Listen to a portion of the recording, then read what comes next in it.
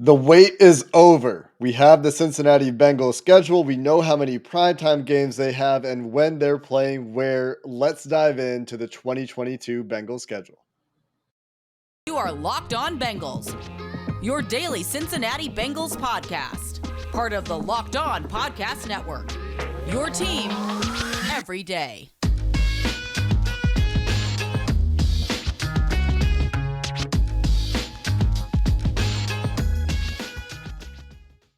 What up, Bengals fans, and welcome to another episode of the Locked On Bengals podcast. I'm your host, Jake Liscow. He's your host, James Rapien. Together, we're the Locked On Bengals podcast, coming to you 5 days a week on the Locked On Podcast Network, your team every day, free and available everywhere you get your podcasts and on YouTube. If you enjoy what we do, we had Mike Hilton on for a couple episodes this week. Last week, we had the Bengals College Director of Scouting, Mike Potts, for a couple episodes. Hit the subscribe button, hit the follow button, and we'll get delivered to your device when we upload. James, we have the schedule. Schedule release day is upon us. And yeah, baby. The schedule's here, Jake. Come on, give me a little dance, Jake. Schedule's here. We got this. Just a little shimmy. Do I got a little shimmy in you? Come on. Nope. No shimmy. Jake There's isn't no music shimmying. happening. Yep. It's that schedule music, baby. You don't hear it? Yeah, I'm not. No, I don't. But I do hear 5 primetime games for the Cincinnati Bengals, which is what we teased, what was teased on Dan Horde's podcast earlier this week. And a big difference, or not difference, a big similarity to me this year is that the bye is nicely placed right in the middle of the schedule. So let's go through quickly, James. At first, we'll take a quick run through the schedule, give some quick thoughts, and then we'll dive into each half of the schedule for the rest of the show. What do you say? Yeah, let's do it. Let's dive in, and they start third year in a row, Jake. They start at home against the Pittsburgh Steelers, 1:00 on September 11th, Sunday. The following Sunday, September 18th, at Dallas. There was all that talk about Thanksgiving Day, hibbity, shibbity, ribbity, jibbity. All that talk. It was a fake account. Let's be clear about this. Hey, fake accounts everyone are fake, bought guys. it. I had a media member say, hey, I'm booking travel for Dallas Thanksgiving. So people got, and I'm not naming names. But the point is, it doesn't matter. It's refundable and you're traveling anyway. There's no risk in it. That being said, thank you, Lord. I didn't want to go to Dallas for Thanksgiving, even though I know a lot of Bengals fans wanted to enjoy the Bengals on Thanksgiving. So to me, that's a win. Then they go to New York at the Jets revenge game. They reunite and go up against CJ Uzomah on the 25th of September. 4 days later, first primetime game, Jake, Thursday Night Football against the Dolphins.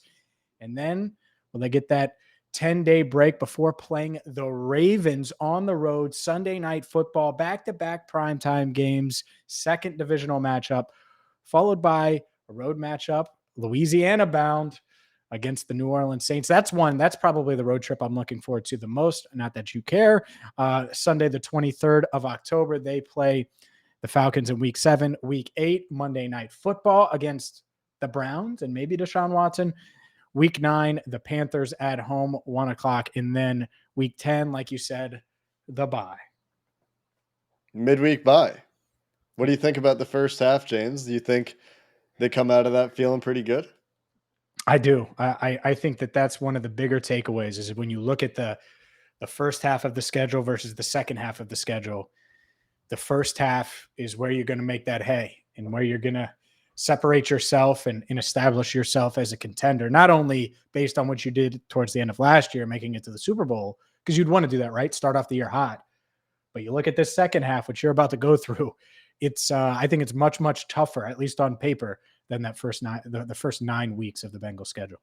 Yeah, it seems like a thing where the Bengals are going to want to get off to a good start. We talked about it for individual games last year quite a bit. Now we're talking about it for the first half of the schedule because I think you're right. The first half of the schedule looks better, and we'll dive into it in detail coming up in a few minutes. But the back half of the schedule is probably something we should talk about first as we round things out. So they start the season with the Pittsburgh Steelers on September 11th, like you mentioned.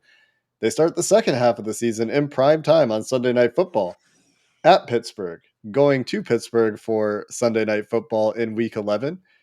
The following couple weeks, a couple playoff opponents couple playoff rematches. Week 12, they go to Tennessee and will visit the Titans, where they previously ended the Titans' number 1 seeded playoff run before it could start in 2021, before hosting the Chiefs in December on December 4th on Sunday in Cincinnati, a non-primetime game. Sunday, December 11th, they host the Cleveland Browns before traveling to Tom Brady's Buccaneers in Tampa on Sunday the 18th. On Saturday, they go visit Tom Brady's former team, the New England Patriots, in New England in December on Christmas Eve. Mm-hmm. We'll see what kind of white Christmas there is or isn't in the Northeast.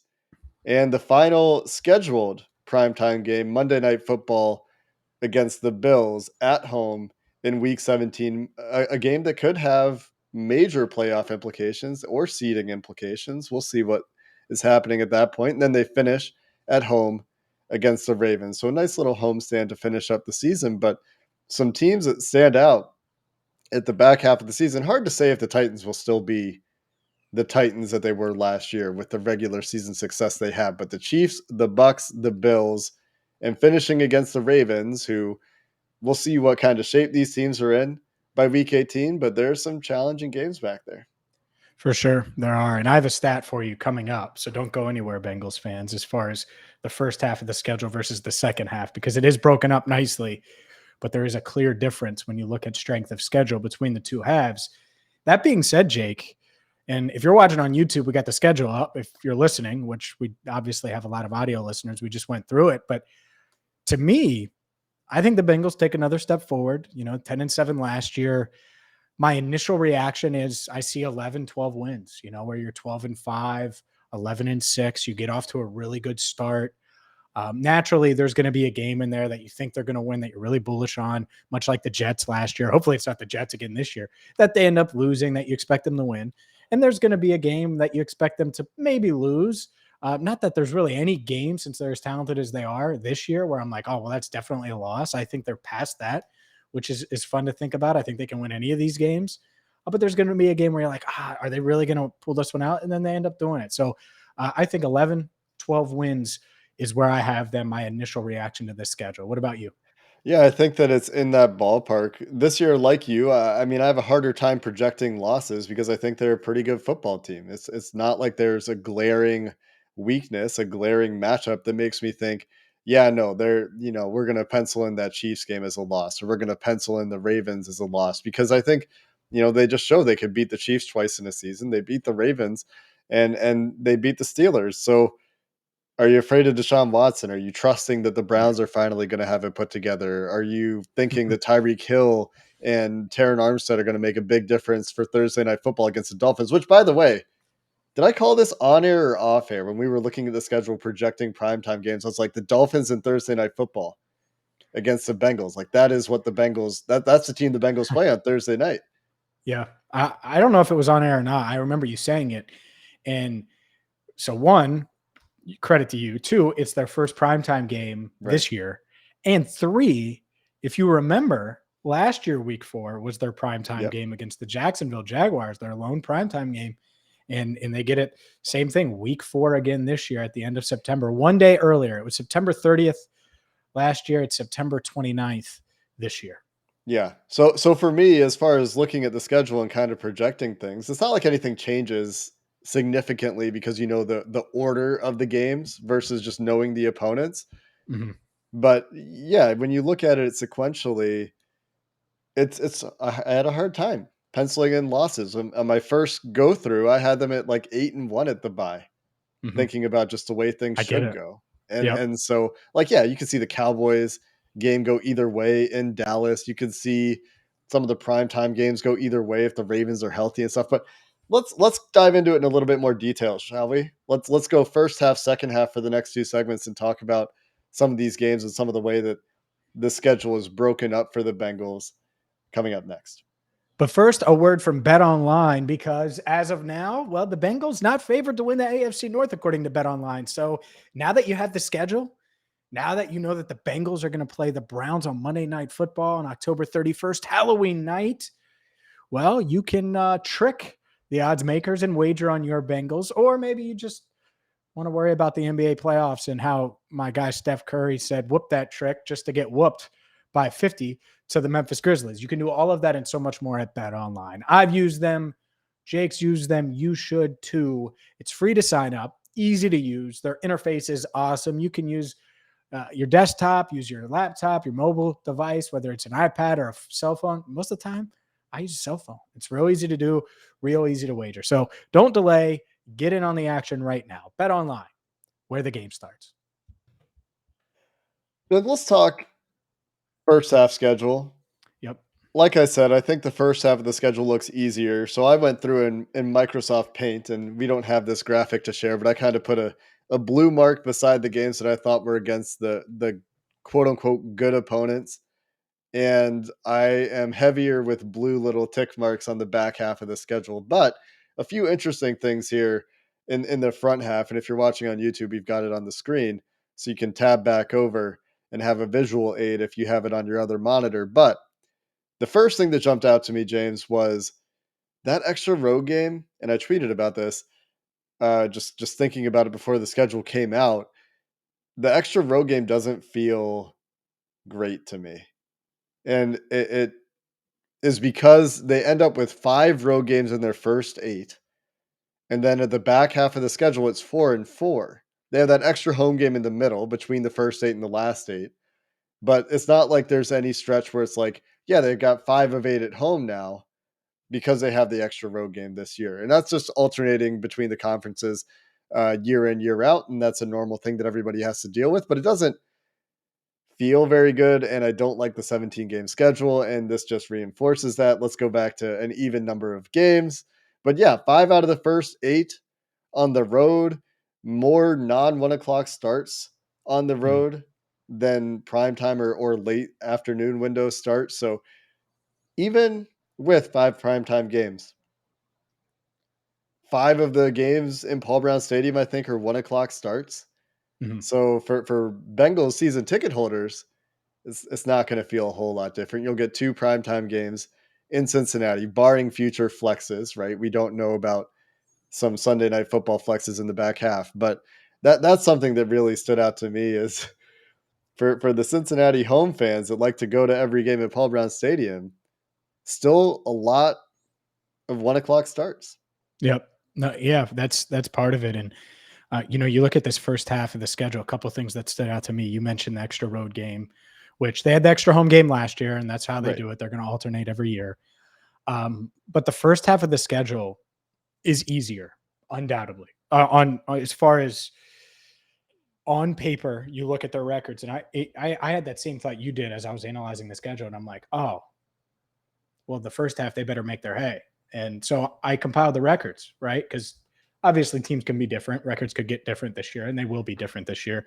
Yeah. That being said, the first 9 opponents were a combined 71, 81, and 1 last year.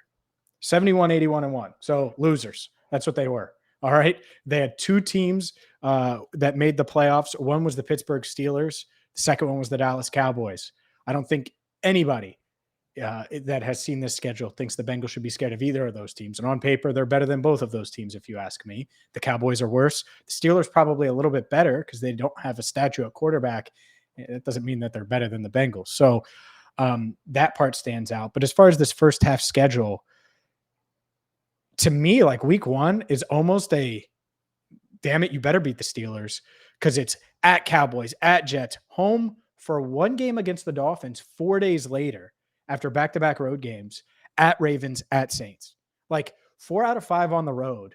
In the lone game that isn't is that Thursday night game. It's a brutal stretch. Now, I would want that stretch against those opponents. It's better than dealing with Tampa Bay and the Browns maybe, or the going on the road to the Titans or Patriots or Bills at home. Like that's better, but it stinks the way it lines up. So that's the hard part about the first half, but there's no doubt about it that the Bengals, they have to get off to a good start because the second half of the schedule is much, much tougher, at least on paper. Yeah, and the Cowboys, I think, are an interesting team to play early because there is obviously some talent on that team. and some offensive weapons on that team.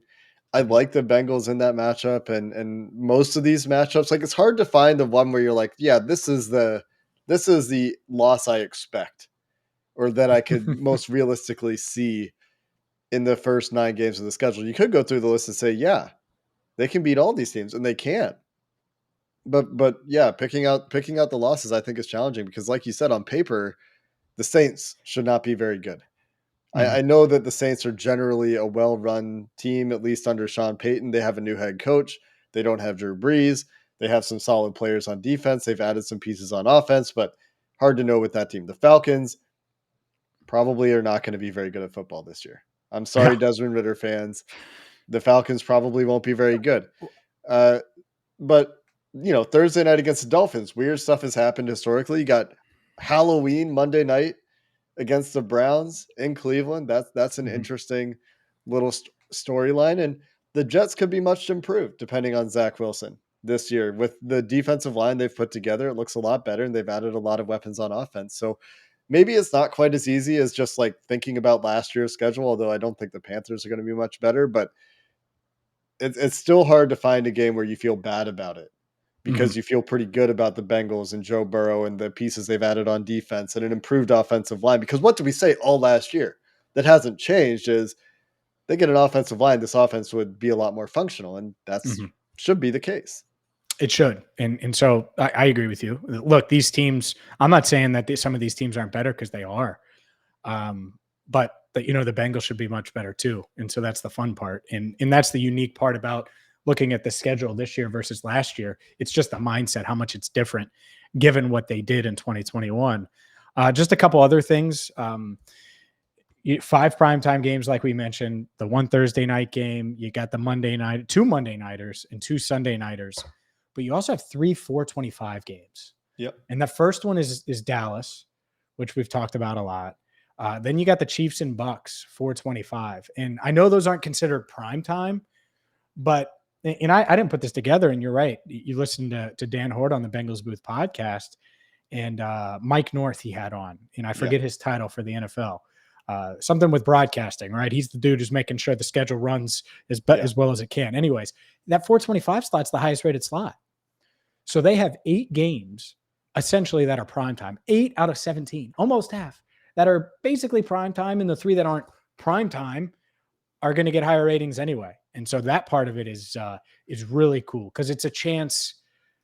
You want the Bengals to completely take over and all these fans to jump on the bandwagon even more than last year. Let them win some of those. Let them go 5-3 or 6-2 in those 8 games. A lot of people are going to be repping Joey B and Jamar Chase even more than the ones that do right now. And in the first half, you have the back-to-back primetime games, like you mentioned, Thursday night football into Sunday night football. That'll be a fun couple weeks, I think, for the Bengals and for fans watching on primetime, getting that additional coverage. But 3 of the primetime games against divisional opponents, one against each. You got Sunday night against the Ravens at the Ravens early in the season, Monday night at the Browns, Sunday night at the Steelers. When I say that out loud, what does that have in common, James? All 3 primetime division games Division, baby. on the road. And you know what my takeaway is? The Bengals are the most interesting team in the AFC North. That's what that means. Because think about it. Are we? Do we think Pittsburgh? And I don't know. I haven't looked at all their schedules, so I'm not. Do we think Pittsburgh plays all 3 AFC North teams in prime time?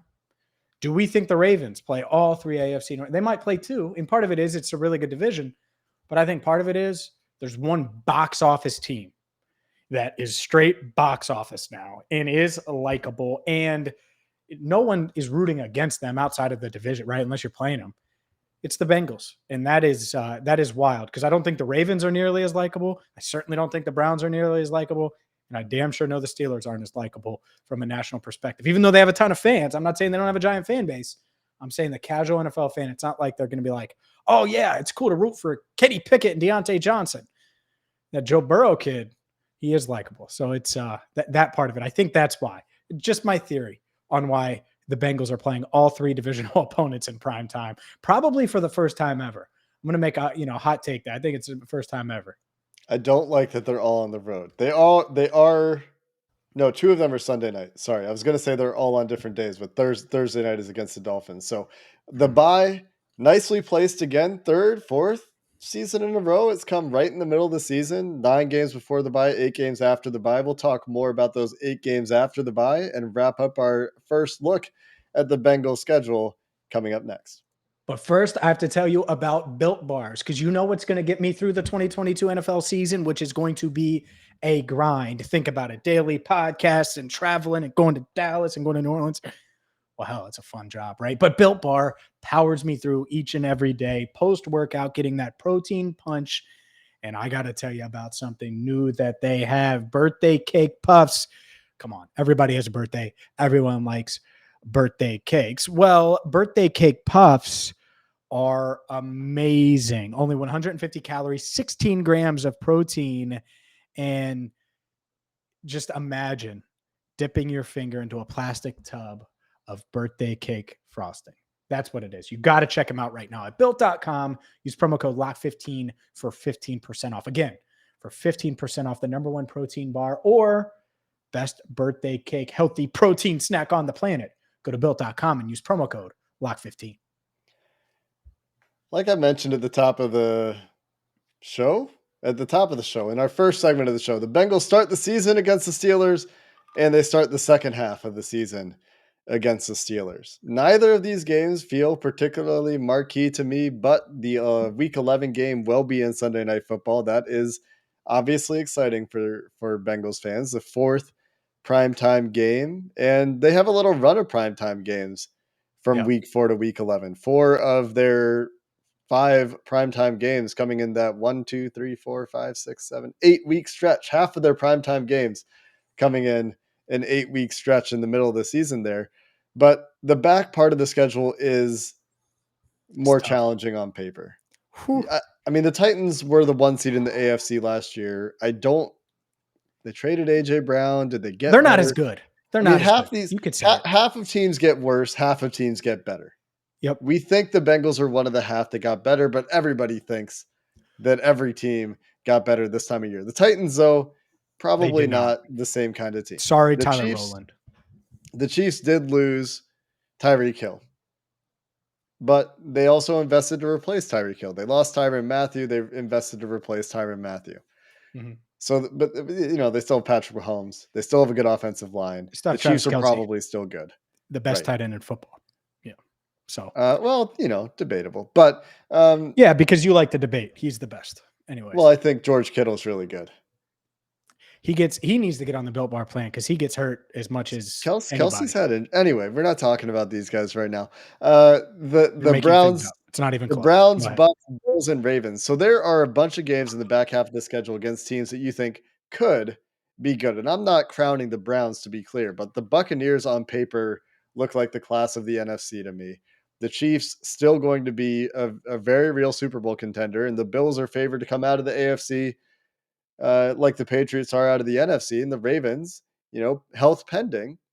And can they figure out how to play offense pending are a question mark themselves. So on paper, overall, you would think the back half of the schedule is a bit tougher, but there are also some really exciting storylines here. Taking on the Chiefs again, taking on the Bills again, or the Bills for the first time in a while with Joe Burrow. Yep. The Tom Brady Joe Burrow game that we didn't get last preseason because it was preseason. But there's some really exciting things on the back part of the schedule to look forward to as well.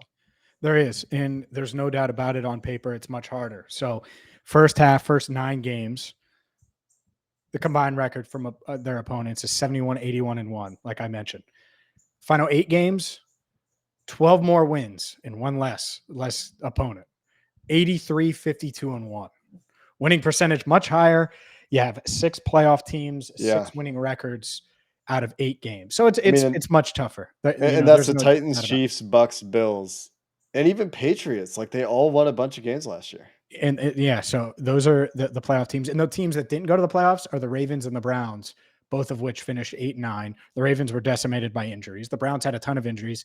And I get it. Say what you want about Deshaun Watson. He's a lot better than Baker Mayfield as a quarterback. How many games will he play? I don't know. But yeah, it's a tough second half of the schedule. And it's really, you look weeks 13 on. So I'm excluding the Steelers, which is going to be tough on the road, excluding a team in the Titans who, yeah, you might think they got better. I think they got worse, like you mentioned. Just take those out, 2 tough road games, and it is just nightmare. Chiefs, Browns, Buccaneers, Patriots, Bills, Ravens. Where's the break, right? And so that's why you want to start off well. Not that the Bengals aren't going to be able to beat those teams in the second half of the schedule that we're talking about, but are you going to be able to win 3 straight or string together 4 straight? Like, I think it's really hard to do that against this level of competition. The good news is if they want to make a run at the 1 seed, I think they're going to be able to do that given the opponents they have in the back half. They're going to play the Chiefs. They're going to play the Bills. They're going to have a team like the Ravens, who maybe they rebound and they're playing for the AFC North title that late, the Browns. So they'll be able to make their hay in the AFC, which is going to be super competitive. And Jake, I think that the number 1 seed in the AFC, given how tough the conference is, top to bottom, probably a 12-win team like last year. Like, depending on the tiebreakers, 11 might be it. Like, it really might, because I think these teams could beat themselves up. And so if the Bengals are at the end of the day at 11 or 12 wins, I think they got a shot to be that number 1 seed. Yeah, and they play the teams that are also in contention for the most part for that number 1 seed. And like, maybe you think the Broncos and Russell Wilson are one of those teams, and they could be. Russell Wilson could be a revelation for Denver. Maybe you think it's the Chargers. They don't play the Chargers. Maybe you think Justin Herbert. I mean, nobody listening to this podcast probably, but maybe somebody out there thinks Justin Herbert is the truth and will get the Chargers over their cursed history. But they have the opportunity to beat the Chiefs and beat the Bills and beat the Ravens twice and beat the Steelers twice and beat the Browns twice. And if you think the Titans are going to contend for some reason, they have the opportunity to beat the Titans too. I'm not saying they can beat all these teams, but it's ahead of them. If they do that, Jake, just book the Super Bowl ticket now. Right. And that's well, totally. Yeah. Cause that means they've beaten everybody in the AFC. Yeah. I mean, they're getting that 1 seed and it's going through PBS. Right. And I mean, that's gotta be the regular season goal for this year. Right? It's got to be coming off a Super Bowl run. I imagine the next logical, like, your postseason goal is to win the Super Bowl every year, but your regular season goal coming off of what you've just done, should to me be go get the 1 seed, or at the very least, you better damn well be competing for the 1 seed. Well, and that's why I think it's nice that they play the Chiefs and the Bills later in the year, because if they are this team that is a Super Bowl contender, then they have to beat other great teams, and those look like the other great teams in the AFC. Yeah. And so, yeah, obviously they're going to say it starts with winning the division, but that goes without saying, right? So you win the division, and you think about it. I think you got to shoot higher, man. I think win the division is a last year goal, and a this year goal is win the damn conference. I'm not saying it's, but no one in that building is saying conference right now. They're saying the division, and it starts there. I think they should aim a little higher is what I'm saying. That doesn't make sense, though, because you have to win the division to win the conference.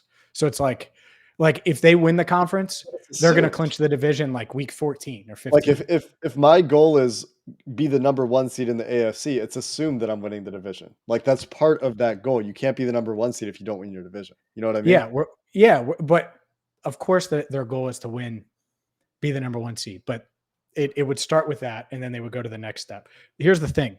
Is in our lifetimes and most of our listeners' lifetimes, the Bengals have never won the division back-to-back years. They haven't done it since 81, 82. All right. And it wasn't even the AFC North then.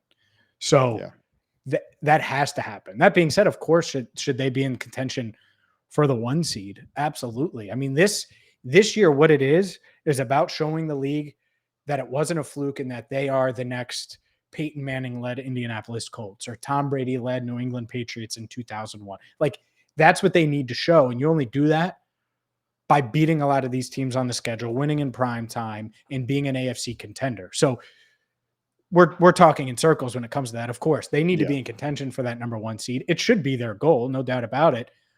I don't think it would be a disappointment if they ended up as the 2 seed or the 3 seed if they still won the division necessarily, because I think it's really tight in the AFC. And they may win 12 games and it just might be a tiebreaker thing, or they may win 11 games as a tiebreaker thing. So, but to me, looking at this schedule, if they don't win more games than they did last year, 10-7, if they don't get to 11, 12, that would be disappointing, regardless of the division. Actually, I think that would be disappointing because I think they need to be winning 11 for the first time. Since 2015? They haven't won that many games since 2015. Even with the more challenging schedule, and you're going to see all sort of strength of schedule stats based on 2021's records that say the Bengals have the third hardest Yep. schedule in the NFL. Those things never hold up, right? We're going to see big differences for a lot of these teams, and we don't know which direction a lot of these teams are going to go yet, but a lot of fun games. Like, you could go through every single one of these games and come up with something fun about, well, I have a hard time with the Panthers, I guess, but most of these games, you can find something really cool to talk about. Even like the Dolphins and the Jets with the weapons they've added and the coaching change in Miami, the McDonald, right? That's his name? Head McDaniel, coach? McDaniel. Damn Mike it. McDaniel. Mike McDaniel. Who's What do you think? He was McDonald? Ronald McDonald? I That's mean, the new Jesus. Ravens defensive coordinator, I think. Mike McDonald. Feel bad for him. Yeah. Anyway, fun things about all these games on the schedule. Like week 3, the Jets. Sauce, who's wearing number 1 for the Jets against the Bengals number 1. Uno. Yeah. Jamar Good luck. Chase. Sorry, Yeah. Sauce. I feel you, man. I'm just saying. Hey, you're going to get some gritty lessons week 3, my man. I hope Sauce tries to bust out a gritty like some other cornerbacks did. And because there's a punishment coming. You can't gritty on Jamar Chase. It's not going to end well for you. No, it won't. And so that's man, it's exciting. And I'm thankful. The schedule is pretty damn good, you know. Mm-hmm. It's going to 5 be an primetime exciting year, my games. friend. That's all you can ask for. Mid-season bye, home opener, home season finale against the Ravens, division home opener, division home finale, some fun games down the stretch.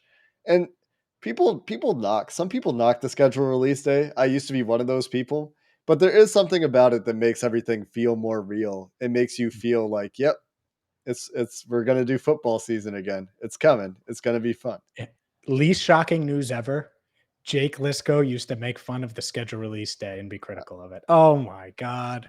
I am not shocked one bit. I'm glad you're on the other side now, my friend. Well, we're in the business, James. That's right. That's right. It's exciting to know what we're going to be doing next year, to know what days you're going to have to record with me at 1 a.m. Eastern time. All of them. After all the all of them. After all these man. primetime games. The frenetically paced and tired James Rapien coming to you from press boxes at 1 a.m. coming your way 5 times or more. Built Bar, in please. 2022. Give me a midnight Built Bar. Okay. There you go. Until next time, Bengals fans, we're back next week. The offseason continues. We know the schedule. Have a good weekend, and until next time, Hoo day, and have a good one.